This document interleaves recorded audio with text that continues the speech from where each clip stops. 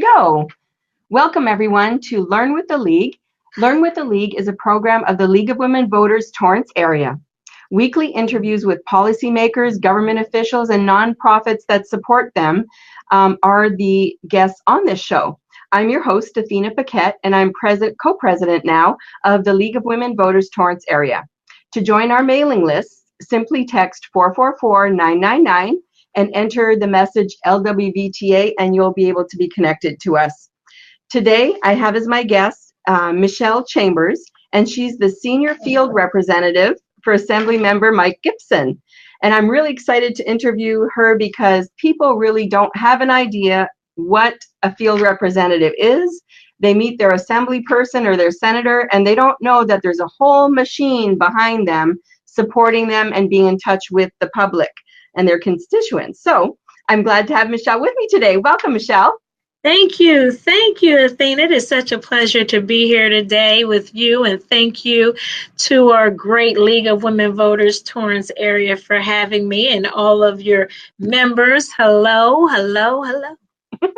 Well, thanks for joining me. I think this is going to be a really good talk, and I thought it's always a good place to start with how you started. Like, in other words, do you have a family? What's your personal background, professional background, and then how you came to be an assembly person's field representative?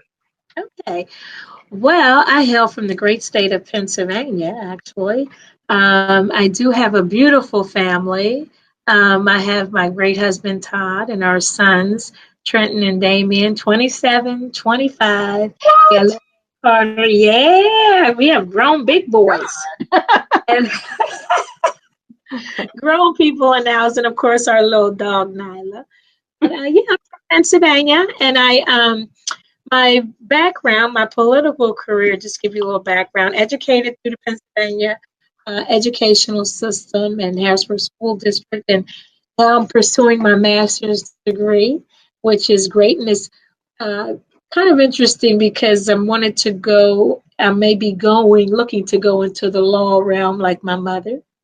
So that's always interesting. Wow, my political career, she's in a law field, correct. And so we started from public service. We've always been a public service family. But so the political career, the political giving back to the community has always been in us from the beginning. But yeah. So what kind of careers? So you have a bachelor's if you're getting a master's, right? I was about to say I would want to be quiet and let you go into the question. Yeah. Yes, from National University, pursuing that, and as well as going into the master's program. Okay, and what is the bachelor's degree in? Political science. Oh, no kidding. Yes. So when did you first have help is on the way? Thank God she got yes. She's a little horse. yes. So when was the first time that you thought about politics? Or, I mean, not many people get a bachelor's in politics. So what led you to think, oh, that's the degree I want? Or when was that first spark that made you think, yeah, I want to do this? Actually, my family has always been in public service and community giving back. It was second nature for us, from my mother, volunteering in your community, always giving back in your community. But as a career, that was a whole nother realm of possibility for me. I didn't notice that I wanted to do it until I seen it working, until I started believing in my government. And what I mean by that is, again, from Pennsylvania, I think it was about the Governor Casey, Governor Casey, early 80s. Then Governor Rendell administration, I would say, where I started to see change in our community, effective change, effective policy making.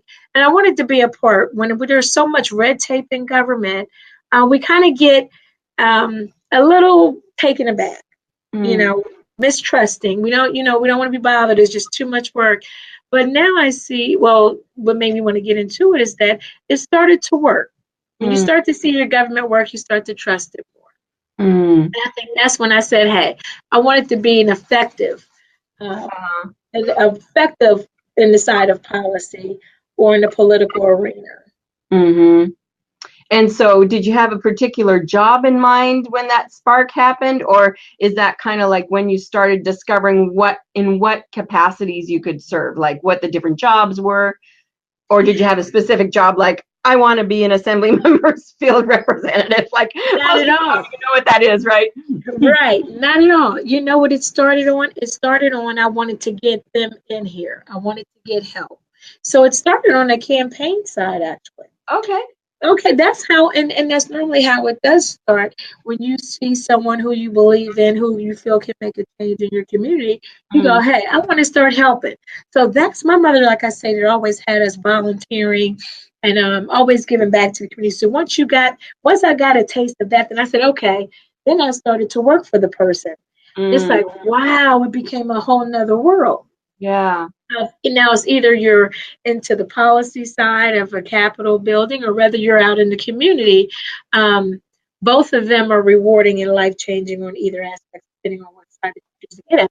But I Mm. definitely knew that after volunteering, that I knew I wanted to be. This is what I wanted to do. Yeah. And was that at the city level, state level? What level of government was That's, that first experience?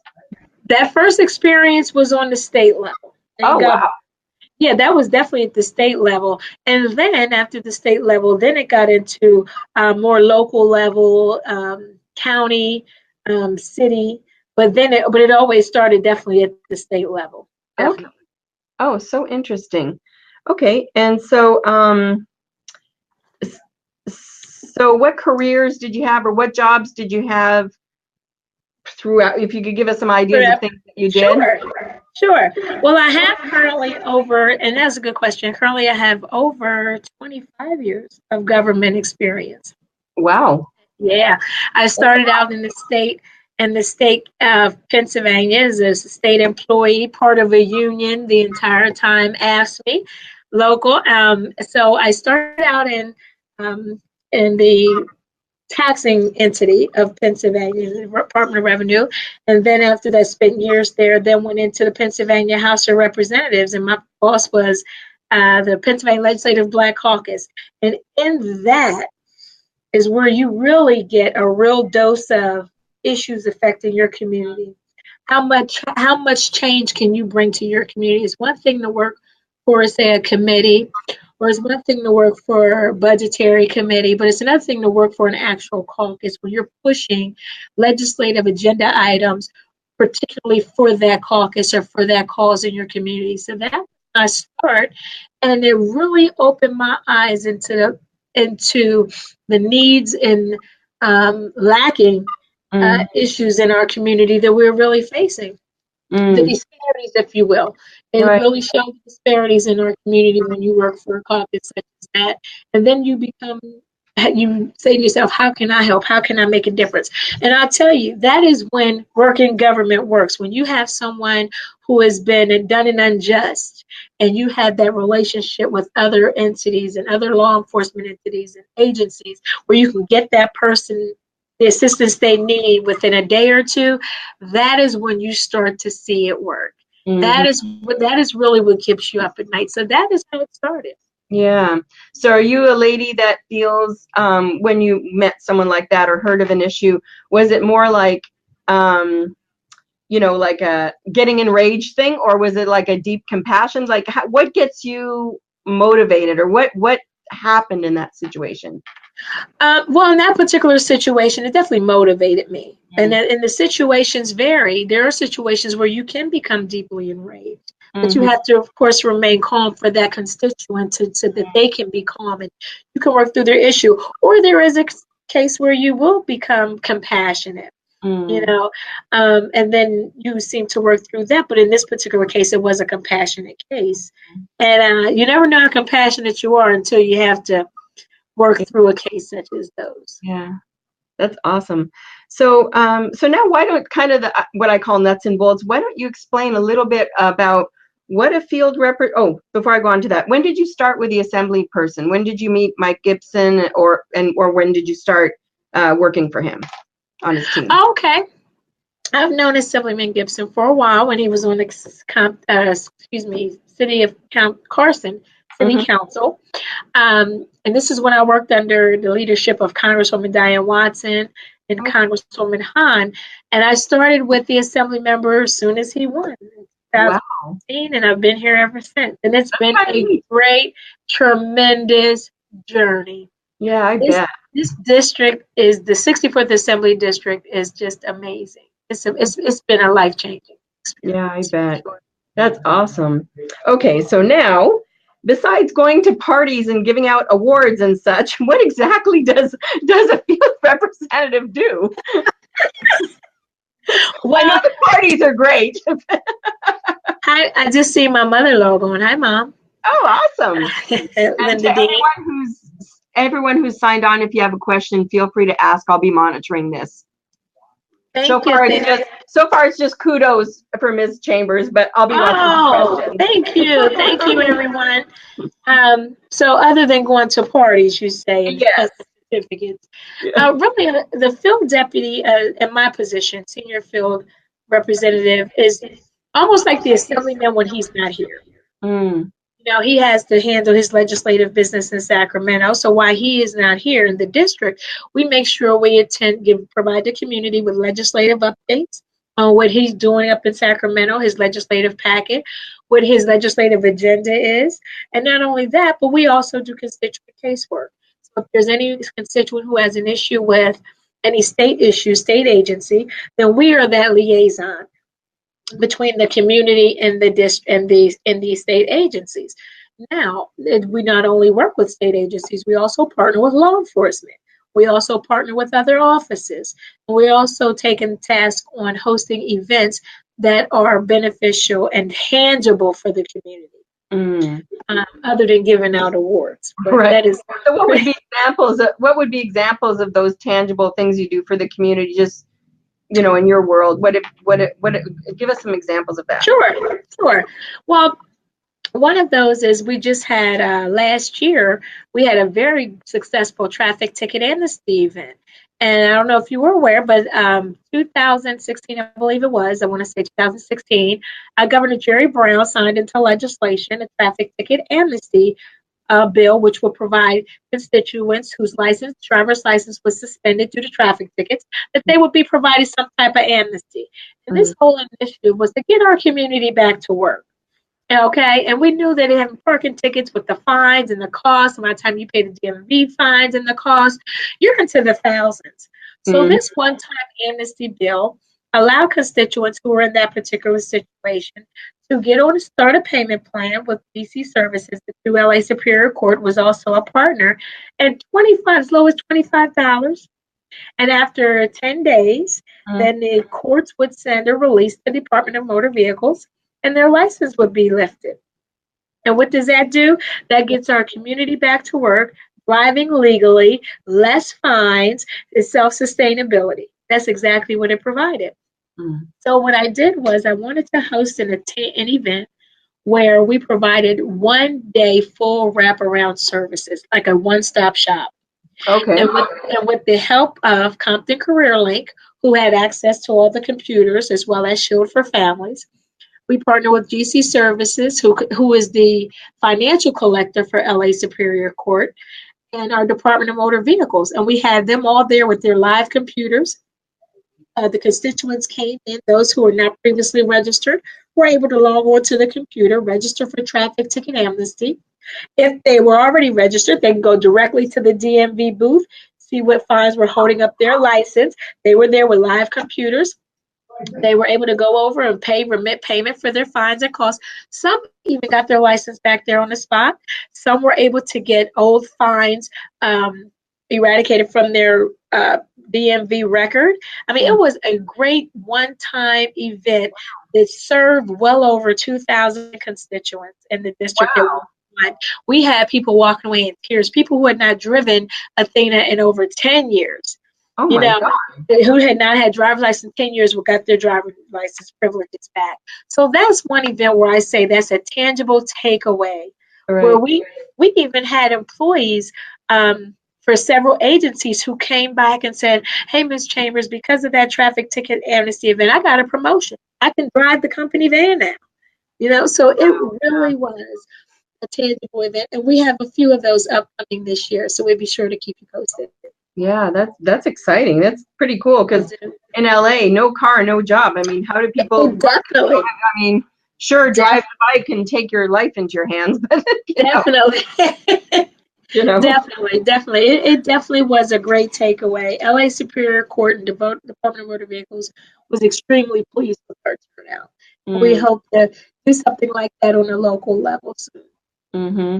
And do you have any other examples of these events that you put on, or maybe one coming up that you'd like to mention to people?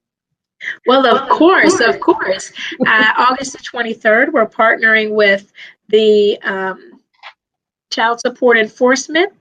Okay, we froze a little bit there. We're partnering with LA Child Support Enforcement, so we're going to do the same thing with them. It's going to be a child support resource fair. We're going to have child support there answering questions about your child support cases, how much is owed, how to get that down. We're going to have LA City parking tickets, Department of Enforcement there. We're going to also have several employment resource centers there, as well as Department of Motor Vehicles. We have all invited. So that's another tangible takeaway event we're having. But more importantly, another one of a good one that we'll be hosting on July the 11th is our Homeless Laundry of Love Day. Oh, and what that? Yes, it's big, it's major. Right now we know we have a huge homeless issue here in LA County. And as we know, funds that through Measure H are coming through, and a lot is being done. We still have some needs right now. And one of those needs that if we know we can provide them with clean laundry and hot showers and food, that is, and haircuts, then that is one of the gateways to self-sustainability. And they may go out and get a job that day. So on July 11th, we're partnering with Just For You Laundry in the community of Watts. In the community of Watts, that's at 108th and Compton Avenue. And we'll be closing down for the day, strictly for homeless constituents to come in and do their laundry for free. We also partner with local churches who will be providing food. We'll be feeding the community as well as have a clothing collection where they will be able to change their clothes. Oh, I'm sorry, we're leaving out our portable shower service. So they'll be able to take a shower. They pick out their clothes, take the shower, put on the clean clothes, go into the laundromat, wash their laundry, and as their laundry's wanted, they'll go over to the church next door and have a hot meal. That's awesome. What an awesome event that's going to be. And so do you need volunteers for that, or is it? I'm sorry? Do you need volunteers for that, or is that something that staff does, or do they do it through your church? How would someone get involved with that day's events? Well, they can definitely call me at 310-324-6407. Michelle Chambers, I'm the lead of that event. And we can definitely use volunteers. We can always use volunteers, but we can also use contributions. If you want to collect care packages for the shower portion, we're more than welcome. If you would like to collect clothing and donate clothing to our constituency, that'd be greatly appreciated. Linda Dean says you're a passionate advocate for the people. I like that. Thank you. I get it honest. That's exactly who I get it from. Thank you, Ms. Dean. That's so awesome. So so just describing what a field representative does. So you're a senior field representative, so you're actually like his shadow here, you're like another assembly person in a sense when he's not here. So what's a typical day? Maybe you could share a typical day of what you do. And of course. But yeah. A typical day through night, you mean? Because we never rest. Right. But a typical day is, first we have our main priority is being accessible. So you may have events in the morning, such as a Chamber of Commerce breakfast, where you go and provide updates on what we're doing for businesses in the legislature, Go Biz tax credits. We discuss hiring opportunities for our reentry populations, for our seniors. So those may be our early morning as our chamber breakfasts. Maybe we may have a speak at the school, or it could be either going to go present, pick up the assemblyman, present him with his packet on the weekends as he's coming in. If you don't have anything in the morning, which is a relief, then we do report. We do report into the office and answer our literally 60 emails that we get overnight. Yeah. Those emails, and remember, Those emails can be anywhere from constituent assistance to attending an event, speaking on the Assemblyman's behalf, coming to provide a legislative update, or just simply coming out and awarding someone with a commendation who is a rewarding constituent. So it varies day to day, but I will tell you each day is different. Each day is rewarding, and each day is challenging. But if you have the commitment and the will and the passion to serve, it will come totally natural. It comes totally natural. And I'll give you a good example. Today, I just knew I was going to spend majority of my day trying to catch up with emails. As I said, I just got back. But then I had one constituent came in and he just discussed with me an issue that he was having with the state agency. He was submitting this paperwork to the agency. Agency was not getting it. So we had to be that segue into our agencies and help him. And sure enough, we got him processed right then and there, and he was happy. And right behind him came the LA Sheriff's Department, who wanted to partner with us for an event. And we sat down, had a meeting real quick, and I never turn anyone away. That's one thing I do. If you come into the office, we normally meet with you right then. We don't normally say, well, you have to have an appointment. If we're not available, we get someone who is available. That's one thing Assemblyman Gibson prides himself on. I know as a senior field deputy, I pride myself on always being accessible. So when the sheriff's office came in today and wanted to host an employment job fair, of course, I got right on it, start contacting other partners who we can bring in, other entities, the location, the time, the outreach, how we're going to do outreach, what our target audience will be. And that meeting, that may be an hour and a half out of your day right there. And then you go right into preparing your packet for your evening events. You are my evening event tonight, and tomorrow we'll be celebrating 50 years of Brotherhood Crusade in Los Angeles Gala. So that's going to be another big one tomorrow evening that everyone will be at. So it never stops. Revolving door. Right. So so I have a question, and this may not be time for it, but how does the field representative for an assembly member communicate, say, with the county levels, like all the different levels of government? Is there that kind of conversation that goes on, or? That's a very good question. Yeah, kind of how does that communication happen? That's a very good question, Athena. It's very important that we communicate with our counterparts in other offices. Every other office has field representatives, such as myself, on the city, federal, and as well as the Senate side, as well as the county.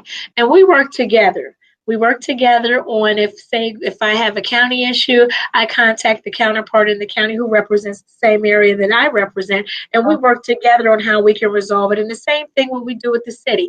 I contact my counterpart at the city, but we work together because we see each other all the time. So we're more like field deputy family, if you will.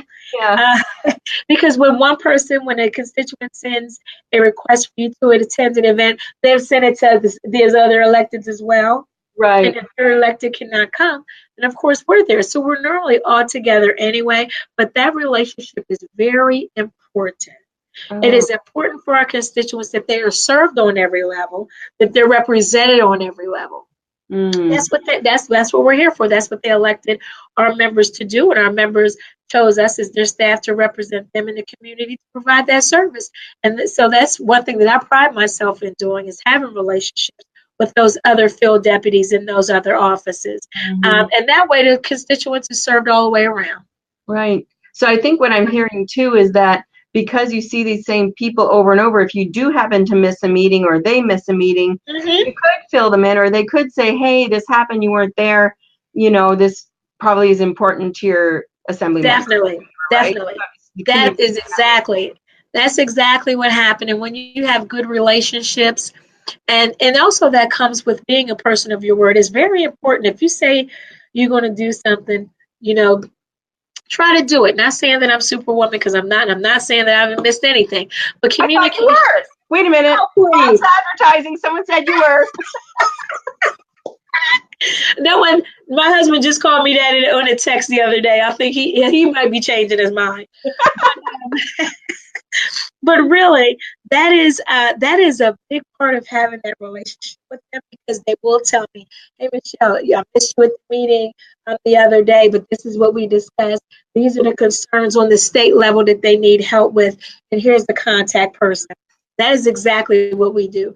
And for example, we have a lot of sheriff community meetings in the evening, and it's addressing homelessness, public safety. And so if I'm unable to make it and I'm at another event, I know I can, count on one of them to email me in the morning and say, hey, Michelle, this is what we discussed. This is an issue. But also, more importantly, they'd tell me what their state problem was, just giving me a heads up. Hey, just so you know, Ms. Smith at 123 Main Street has an issue with her Department of Motor Vehicles driver's license. She's been trying to reach out to someone at Department of Motor Vehicles, not responsive. Can you give her a call? And that also enhances constituent services. Yeah, that's amazing to me. It is. Because I think people often find that government doesn't have any ears, right? That they, oh, why even call? They're so busy. They have stories they're telling themselves, and the actual truth is so opposite from what you're describing. Definitely. And that is where that trust comes back in, Athena. That is where that empathy comes back in. I always tell people, and the field deputies under me, I always say, you treat every constituent as if it were you or your loved one, because we're all a paycheck away from whatever their issue is, honestly, the way our economy is going. So I always tell when you treat everyone with respect, you treat everyone with compassion, so that when they do call, that empathy portion of you will kick in before that field deputy portion, because that's what they want to know, that you care. They want to know that you care, and the caring comes with solving their issue. Mm-hmm. Absolutely. So Kimberly McKenzie says, thanks for your service. Oh, you're welcome, Ms. McKenzie. Thank you for joining us, and thank you as well. So you're the senior field representative, and now I'd like to hear a little bit about who's the team? How does this whole... All right. I mean, Assemblymember has a huge district, right? Carson, Compton. Yes. I mean, that's a huge amount of territory, geography-wise. And then he's also in Sacramento. So who's down here in our area supporting him and supporting the constituents? Just your team members, if you could describe kind of what their titles are, what vaguely they do, and so people get an idea of that. Oh, sure. Well, I tell you, Team Gibson is a family. I will say that first and foremost.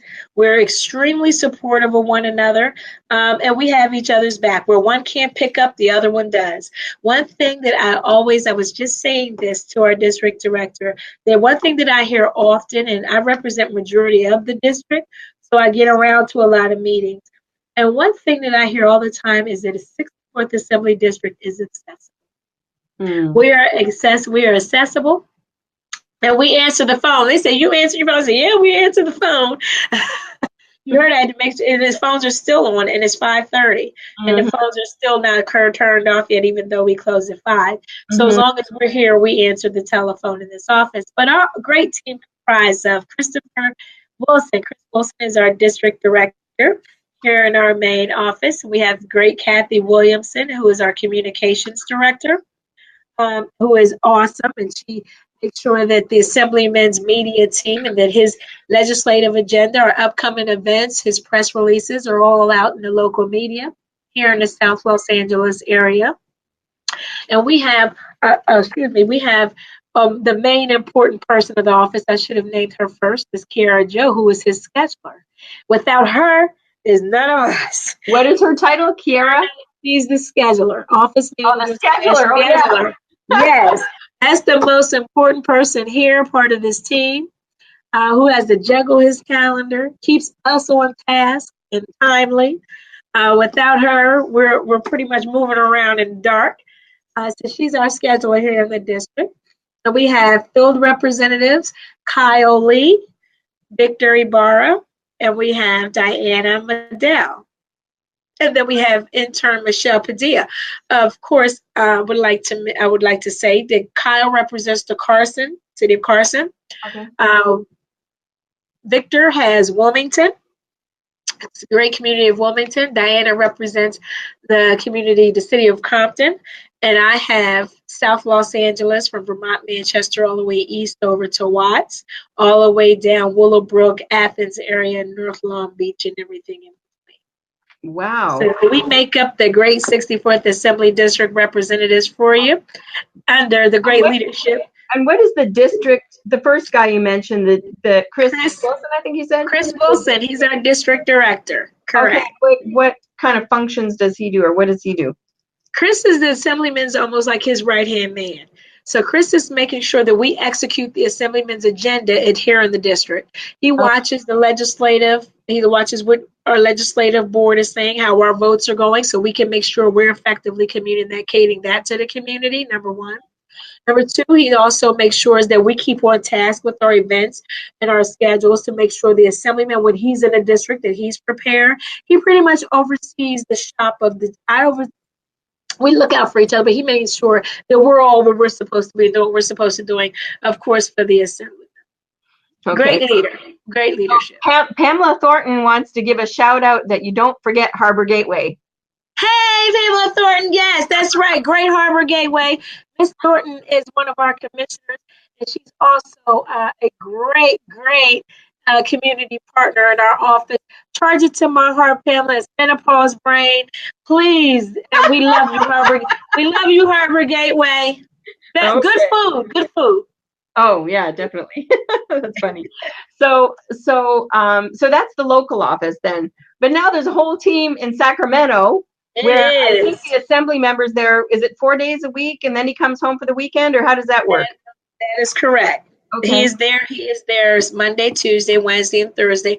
Now, because his budget's through summertime, they're staying until Friday. We fly him in Friday evening. And in that office, we have that great scheduler, Miss Elaine Douglas. And wow. Of course, she runs the shop up there. And then we have our legislative director, Mr. Jay Jefferson. And he oversees the members' legislative packet. He makes sure he follows what the Assemblyman's legislative agenda is. So, for example, if we mainly have public safety issues, we have foster youth bills that are out, definitely our gun legislation that we're pushing. So Jay makes sure that those bills get through committees, that they get on the calendar, and solicit support, sponsorship,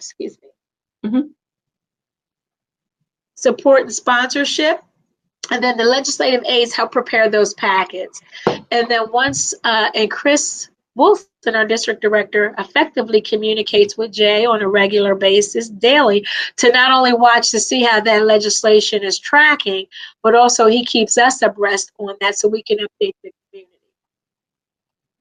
And then so you have Lewis, and you have Deepin, and you have Estella, our 3 legislative aides up there who are responsible for gathering that legislative piece together.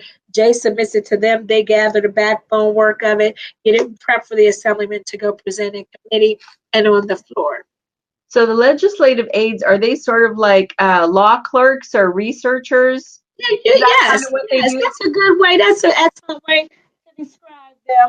They are dropping my pen. I'm gonna just find another one. Okay. Yes, they are. That is exactly what they are. They actually prepare, do the background work for the legislative bill, and pretty much prepare the legislative director with this package. So, for example, if we have a bill, if the assemblyman has a bill that he'd like to introduce, we check and see if there's a current bill already around that, and if we can just add an amendment, or if it's a bill that he has a sponsor from a new, and they prepare all that background work for him and for the legislative director. And then that's when they get with the assemblyman and add any changes that he would like to change. But everyone here on Team Gibson, from the Sacramento staff down to the Capitol, to the district staff, we were very closely together. We were good together. But we all make sure that the 64th, the constituency of the 64th Assembly District, is served to its fullest. And I think when the league did our legislative interview with the assembly person, he was mentioning, I think, that he gets up to 20 or 25 bills that he gets to present, or something like that. Oh yeah, well, there's something like that each assembly person is allowed to do. Correct.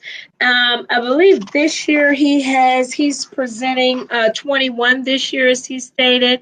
And his freshman year he carried a lot, majority of them. He's made out pretty good so far. Wow. I think 98%, I want to say, between 90 and 95% of his bills are district focused, strictly district focused. So, and he listens to everyone. That he listens. If someone comes in here with a legislative idea, he's going to take it. He's going to take it and run with it. And we have a couple bills out now that constituents have started and sponsored themselves just by an idea, and then are moving through the legislative process, and that's strictly from constituents. Wow, that's amazing. So when his constituents speak, he's really That's right. the heart and trying to do something to make it happen. That's right.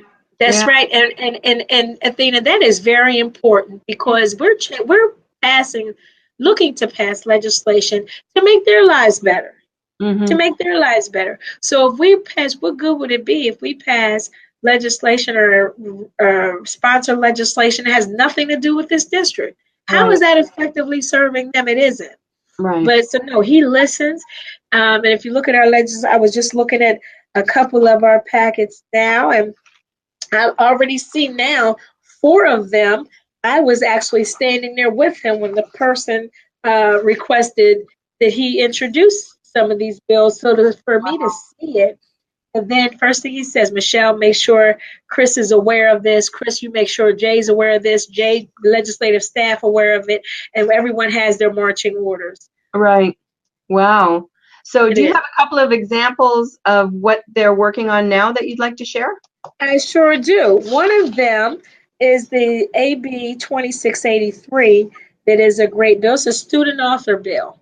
And this gentleman by the name of C.J. Miller and his wife, Rhea Miller, we were introduced to them at the Watts Gang Task Force meeting. And he has a student publishing program.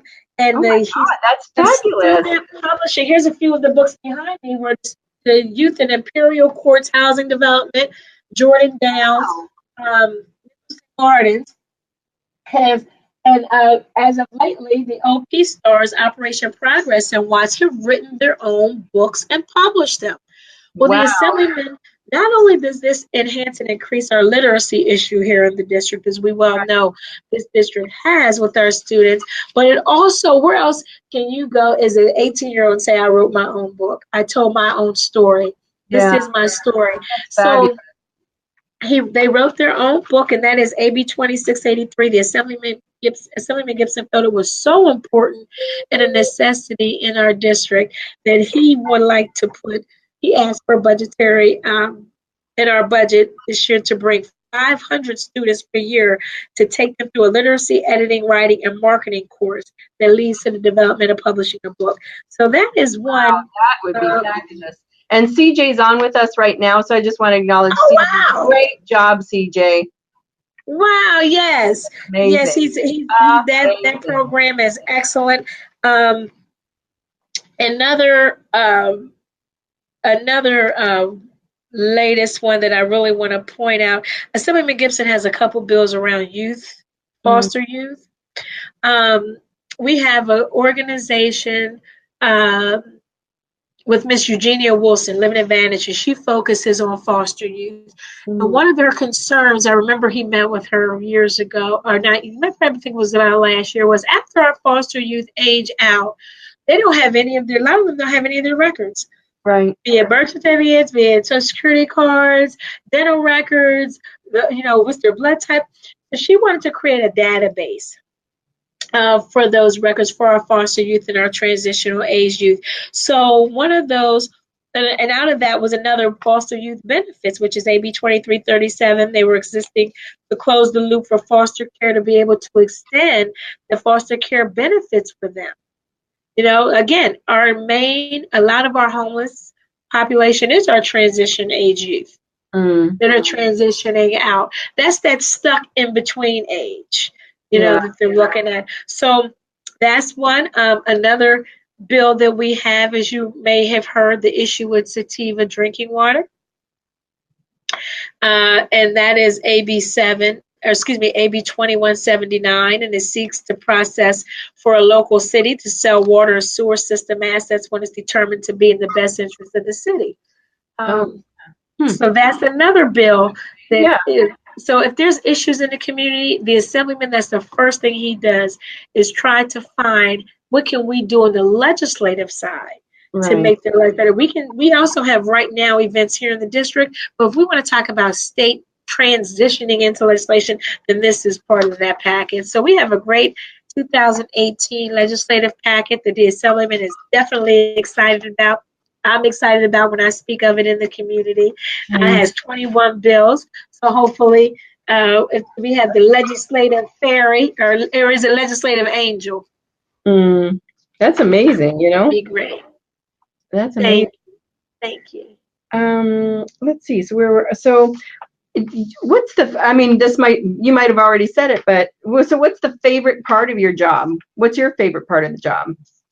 Favorite part of my job, I would have to say, is public service, is giving back, is providing resources. When I assist in providing housing for that mother who's been homeless with her 3 children, and she gets housing along with assistance from our partners with security deposits, that's what makes it rewarding. When I provide that constituent who just came home from a correctional facility another chance at life with a job and resources and housing for him or he or she as well, that is what makes my job rewarding. So it's like that, where you can make a difference in anyone's quality of life, and self-sustainability as possible. That's what makes our world go around. That's what makes America great, really. And that is what makes this district great.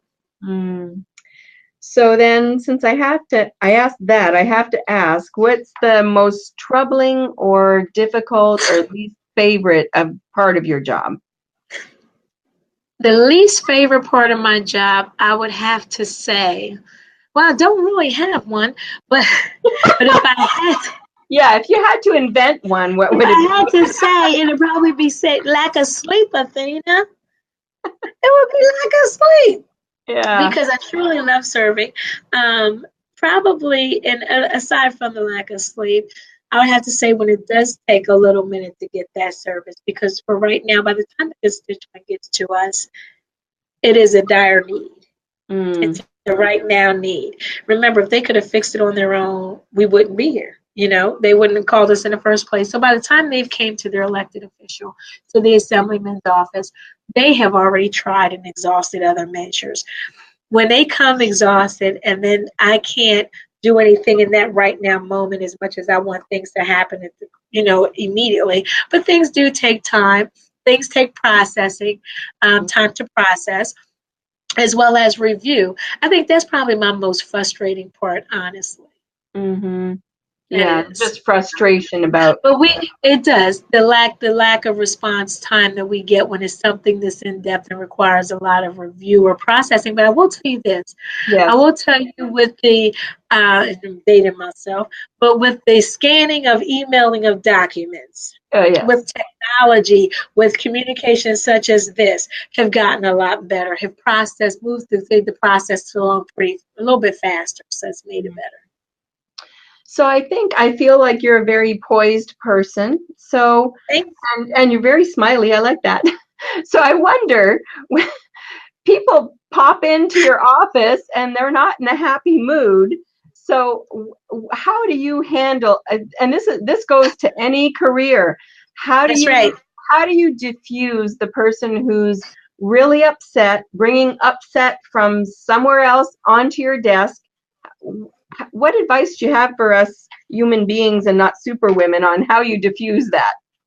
You know how you do it? You tell them, I know how you feel. You tell them, I know how you feel. And if you can think of an example in your life where you can provide that empathy moment, all they want to know is that you feel, that you care, that you understand. Once that kind of brings them down a little bit. Once you say, hey, I get it. I stood in that line for 2 hours as well, or, this happened to me. The cop pulled me over. And they're like, it happened to you? Well, yeah, it can happen to me too. So once we bring them down a little bit, showing our empathetic side, then they're pretty much willing to say, okay, she's human. She can help. Right. And of course, we go right into official. Right. So exactly. Official. Exactly. Okay. She just doesn't work for an official that doesn't want to help us. No, not at all. Yeah. And the assemblyman does that same thing as well.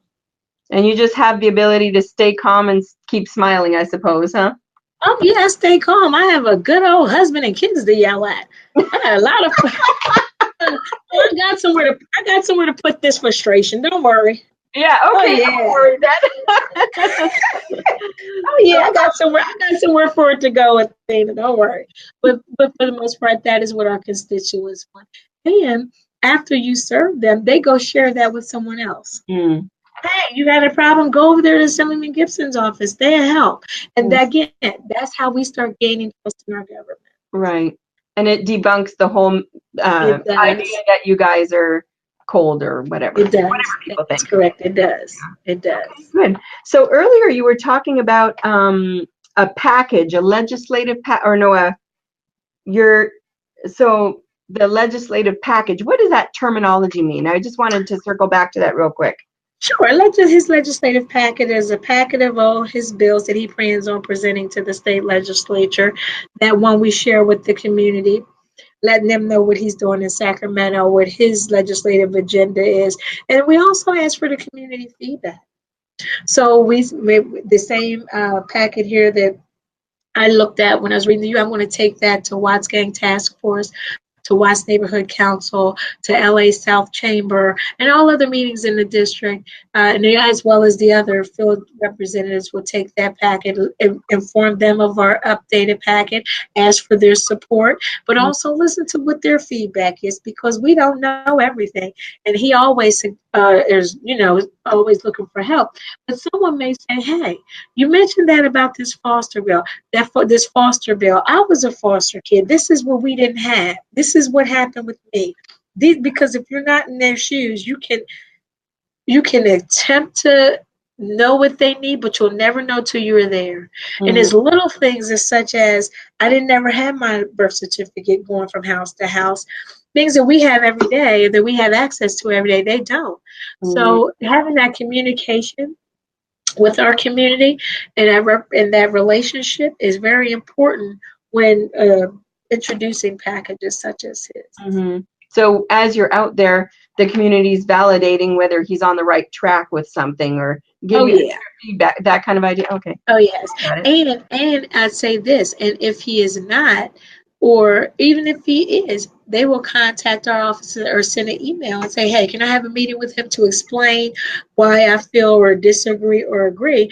And those are meetings he takes right away, because he always wants to hear the input from the community and from the district and from the constituents, because again, they elected him to represent them.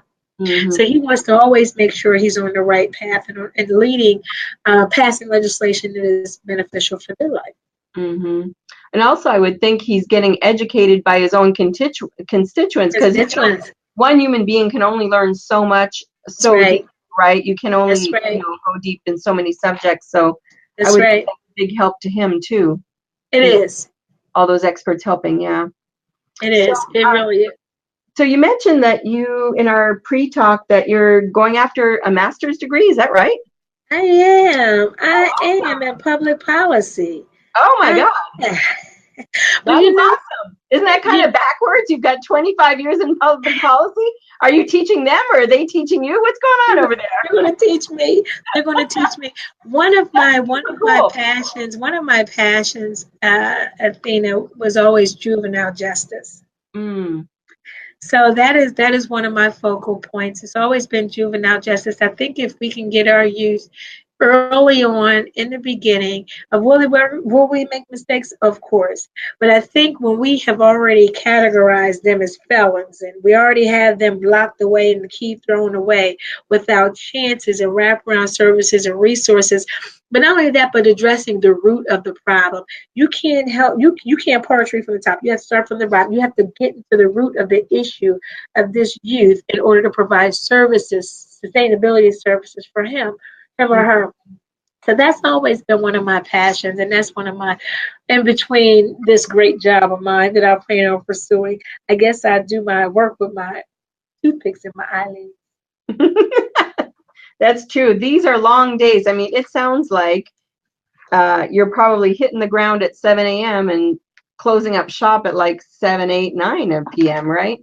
Oh, most definitely. And then you close up shop at 7, 8, 9, 7 or 8, run home, throw on a ball gown, and go down to an event, to a gala. It's Yeah. very, it's Long. very a long day. It's very important. And everyone said, well, you go, to galas in the evening, or you go here in the morning. You're up That's early. what It's people the see. it is. We eat good food. Yeah. Okay. Good. But I think it's very important that we show up, support community business organizations who are doing the work in the district. Mm-hmm. You have your agencies who are actually getting it done Mm. with or without government funding, with grant opportunities, Oh yeah. fundraisers, who are actually doing the work. So when their anniversary comes up, I definitely have to show up and support and say thank you. Mm-hmm. So that's what it's about. And then I think you recently were invited back to your hometown to do a big dinner. What Yes. was that? What did you come back Yes, I doing? was the 2018 keynote speaker at Harrisburg High School this year back in Pennsylvania, my old high school. It was amazing. Again, you never know what's on your bucket list until it pops on there. And that was not one that I put on there. A great friend Yeah. and classmate Terrence Parsons of mine did, and it was the best. Anytime I'm able to sow a seed into our youth, and with any opportunity I can get to do that, I jump at that opportunity. And this was a blessing to sow seeds in almost 300 children, 300 graduates.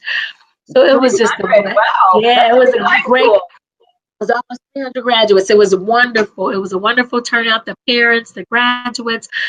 So anytime I'm able to come back to my community, show them, hey, I'm from right here where you are. You can be this too. And the effective changes here that I think I've contributed to the community and the community back home, and I pray they do the same thing. So the speech went very well. Again, I wrote it about 10 times. had Well, had some other hands and help, and it was yeah, all it's over the tough place. to know what to say, right? It's tough to know what to say. Exactly. And you To do want these to make to, an impact. to 17 and 18-year-olds nowadays, and you have to say something that they will keep their interest, that they will remember, that is beneficial, and that they will take with them for life. Those are your main key points you want to remember when speaking to teenagers. Because if you go in there talking about legislative policy and House floor, they be sleeping, tweeting. Right. That's funny. Sleeping and tweeting. Sleeping and tweeting. I said, sleep and tweet. Give me a chance. But Yeah. they did. They kept their eyes open. So Pamela says, iron sharpens iron. I like that saying. Oh, thank That's a you, good Iron. You're my iron, Pamela. one. So just in closing, I would like, since you flew to the East Coast to give advice, I figured probably you could share some wisdom with us today, because we do have a lot of students who tend to watch these videos after the fact. So if someone was looking into being a field representative, or just someone wanted to be in politics and they're still in school, maybe they're working on their poli-sci degree like you did, what advice would you give them on where should they start if they want to be in politics, but they just don't know where to start, right? What would you recommend they do? I definitely recommend that you volunteer. Volunteer or intern, but be a part of the process. It's easy to tell you to go out and vote, but that's not the beginning. The beginning is actually going out there, getting to know your area, getting to know the needs and the wants of your community and the district that you live in, know who your representative is and what their platform is. And if it works for you, then you jump on board and assist moving that along. And if it doesn't, then be a part of change. But I always encourage our youth to volunteer, stand alongside your elected officials, have your voice heard, and suggest things. If you see something that's not, you be the change that you want to see. If something is going on in your community that is not right or you feel is unjust, you talk to your elected official, but always come with an idea or suggestion if you can. But definitely, I suggest you volunteer, you intern. You will know. It's almost like a house. It's almost like that wedding dress. You will know when you found it. You will surely know when it hits you. And it may be something as a field representative. It may be something as just a volunteer for special events to just say, hey, I just want to be a part and help. It may be on the campaign side. Some may want to go help there. But it's very important to whatever it is that you be a part of your process. And so Mm, that's definitely volunteering and interning. I don't want anyone to wake up and say, I want to be a policymaker and go off into political science and then come back out and say, I think I wanted to be a tennis player. right. You know, Yeah, that's volunteering exposes you to how it really is, right? it exposes you to how government works. Volunteering also exposes you again to having a say in your community. When Mm, you volunteer at events and you hear people coming up, you hear either their issues, their plans, their suggestions, their wants, their needs. Hey, we need a turn signal here at this light. There's been 50 accidents in 2 years.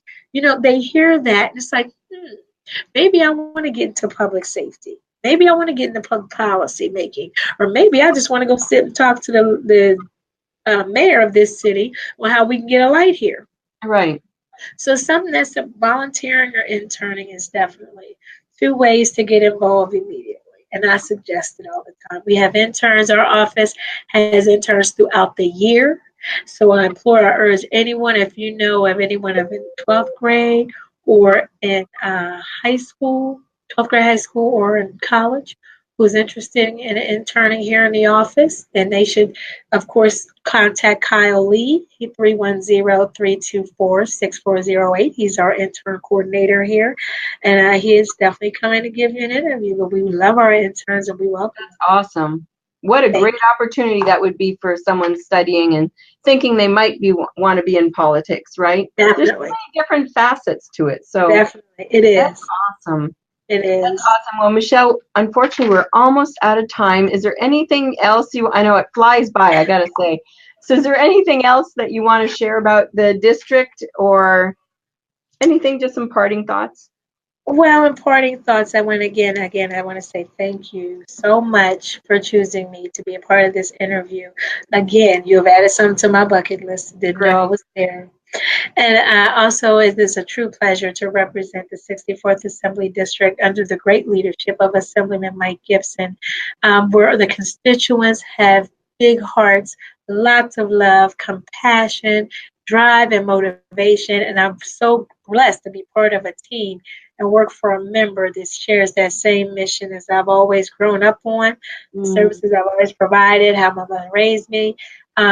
And it's just great to be a part. And I thank you so much for respecting me and looking at me enough to be part of your webcast. I want this lady on our show. I love it. Thank you so much. Hope I didn't disappoint. Feel free to Oh, no, please. you did fabulous. Pamela says thank you as well. Tell Pamela I said thank you. I know I owe you lunch, sweet pea. So thank you, Michelle. And just to close out, next week we won't have our thing on Thursday. Learn with the League will be on Friday, the 22nd.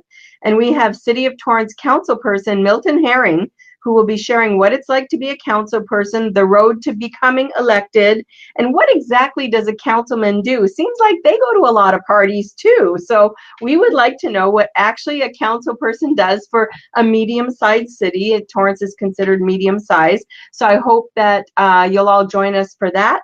And if you'd like to join our mailing list again, you just have to text 444-999, kind of like if it's a phone number, someone's name. So text 444-999, and in the message put LWVTA, and you'll be automatically added to our mailing list. So that's it for Learn with the League. Thank you again, Michelle, for making this so educational and fun. And we'll see you again soon out in the field. Thank you. Thank you, Athena. Have a great one. Bye-bye. Bye.